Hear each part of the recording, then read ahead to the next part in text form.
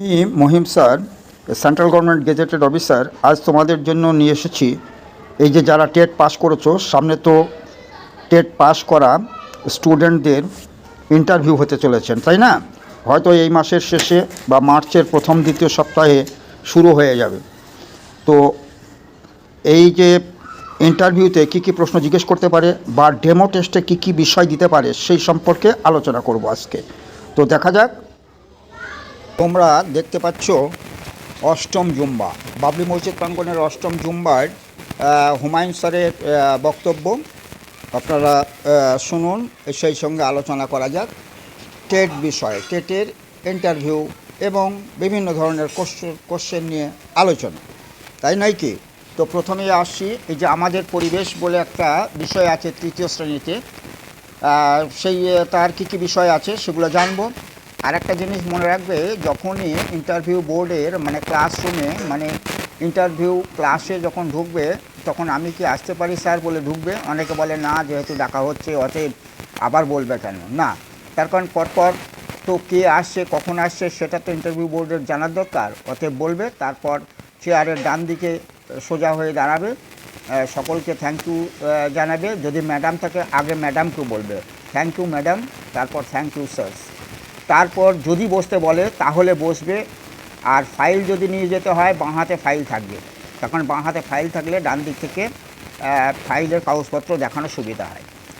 তো প্রথম যে প্রশ্নটা করছি, প্রিএম্বল। আমরা জানি কনস্টিটিউশনে এটা জিজ্ঞেস করতে পারে। এই যে প্রত্যেক ওয়েস্ট বেঙ্গল বোর্ডের প্রত্যেক বইয়ের প্রথম দিকে কিন্তু প্রিএম্বলের কথাটি থাকে। শুরু হয়েছে কী দিয়ে? প্রিএম্বল মানে প্রস্তাবনা, এটাকে বলে সোল অফ দ্য কনস্টিটিউশন।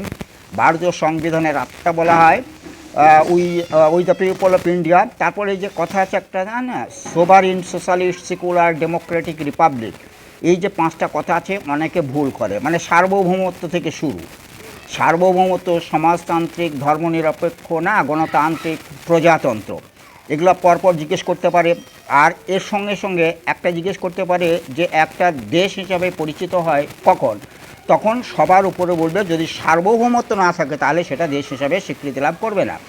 তো এই যে প্রেমবল, এটা 1949 সালের 26শে নভেম্বর এটা এই প্রিয়াম্বলটা গৃহীত হয়।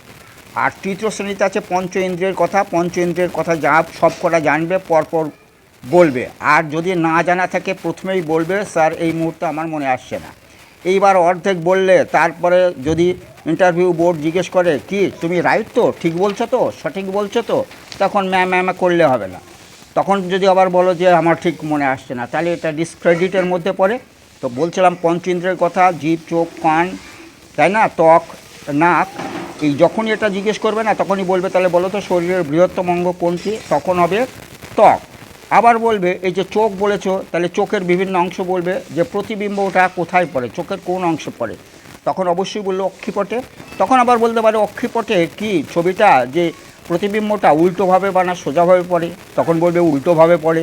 তবে আমরা সোজা দেখতে পাই কী করে, তখন বলবে যে ব্রেন আমাদের এটা সোজা করে দেখতে সাহায্য করে। তারপর এটা জিজ্ঞেস করতে পারে কানামাছি ভোঁবো, যাকে পাবি তাকে ছো। এটা তৃতীয় শ্রেণীতে আছে না চতুর্থ শ্রেণীতে আছে না পঞ্চম শ্রেণীতে আছে, তাই নয় কি? জিজ্ঞেস করতে পারে এটা তৃতীয় শ্রেণীতে আছে। তারপর এই যে চোখের ব্যাপারে ক্ষীণদৃষ্টি আর দূরদৃষ্টি। তো ক্ষীণদৃষ্টি মানে কি, ক্ষীণদৃষ্টিতে কোন লেন্স ব্যবহার করা হয়, অবশ্যই বলবো অবতল লেন্স। দূরদৃষ্টি বা হাইপারমেট্রোপিয়াতে কোন লেন্স ব্যবহার করা হয়, অবশ্যই বলবে কি এটা উত্তল লেন্স ব্যবহার করা হয়। এবার আবার একটা বিষয় আছে, সাঁতার শিখতে হয় কেন?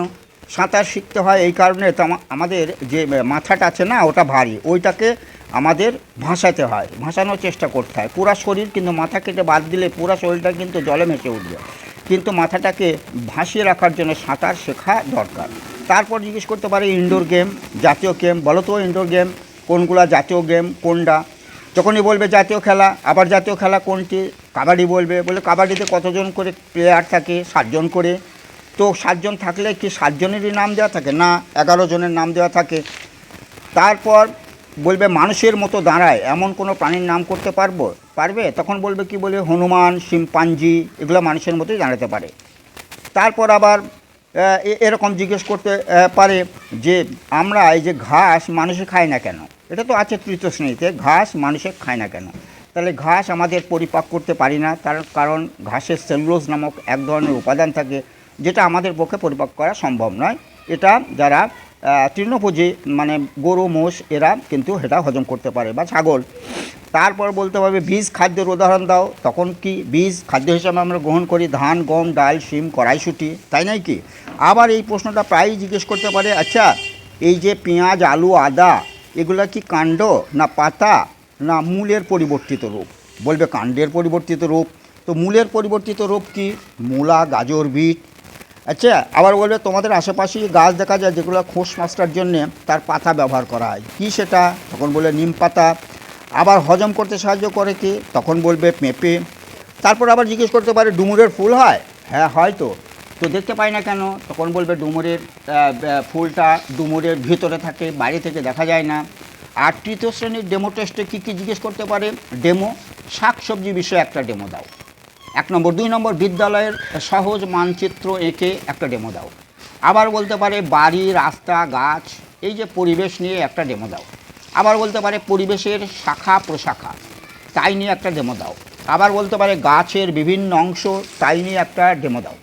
আবার সূর্য আমাদের মধ্যমণি এ সম্বন্ধে একটা ডেমো দাও। আবার বলতে পারে রাস্তা ও তার আশপাশ। এইগুলো সবসময় মনে রাখবে, চিত্র আঁকবে কিন্তু ডেমোতে গিয়ে তাড়াতাড়ি চিত্রটা এঁকে নেবে। আর যদি বলে ডাইরেক্ট টপিক্সে যেতে ডাইরেক্ট টপিক্সে চলে যাবে এবং মেন কথাগুলো আগে বলে নিতে হবে। আর যদি কোনো কিছু মনে না থাকে ছাত্রদের সঙ্গে ইন্টারেকশনে চলে যাবে, সময় কাটাবে, তারই মধ্যে মনে করে নিয়ে আবার সেটা বলবে। তারপরের প্রশ্নটা হচ্ছে এই যে বেনিয়া সহকলা। বেনিয়া সহকলা, এই বে মানে বেগুনি না, ওপরে আছে বেগুনি আর নিচে আছে লাল। বেনিয়া সহকলার মানে রঙের নামগুলো জিজ্ঞেস করতে পারে। তো বলতে পারে এই যে নীল, নীল একটা নীল আছে, আবার আসমানিটাও তো নীল, তাই না? তো এই দুটোই নীল কেন? একটার নাম নীল আর একটা হচ্ছে নাম আসমানি বা আকাশি। তখন বলবে যে রং নীল সেটা কিন্তু গাঢ়, আর আসমানি যেটা আছে রংধনুর সেটা কিন্তু হালকা নীল।